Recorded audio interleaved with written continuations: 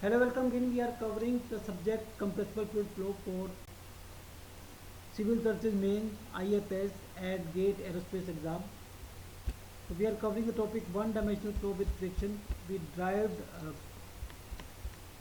the relationship between the starred property in this case also like one-dimensional flow with heat addition. So here uh, critical properties are obtained after the length L star. So T, P, rho and P naught are initial properties or initial temperature, pressure, density and stagnation pressure. And T star, P star, rho star, P naught star is the are the properties when we have achieved Mach number 1 after that length L star or can we say it can be considered as L max. So after L max or L star we have got Mach number 1 when our initial Mach number was M. Okay, and these were the property relation for this case when X is your L star and M1 is your M and final Mach number is your 1. So now these properties are tabulated and this table is called Fano flow table.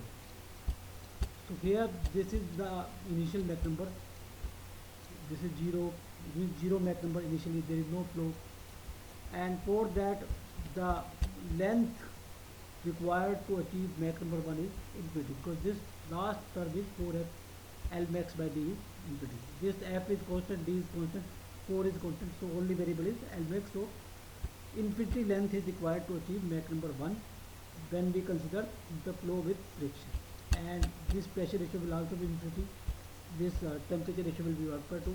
Okay, so like this. So now if we go on increasing initial Mach number, suppose we take initial Mach number as 0.05, then this factor should be 280.02 because it is dependent upon diameter and f also, and in a flow f and d are constant, so we have taken this ratio. If we change the diameter, then the value of this would also this has to remain same.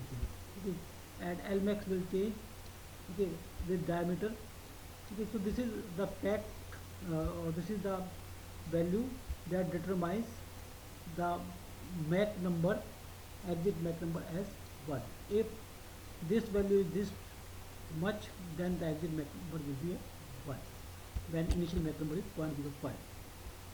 And these are the ratio of pressure, initial pressure to critical pressure and density, and this is temperature, initial temperature to critical temperature when this has achieved. Okay, so as we go on increasing Mach number, so this length will reduce. We will we will achieve Mach number 1 with shorter length. Okay, so this will decrease.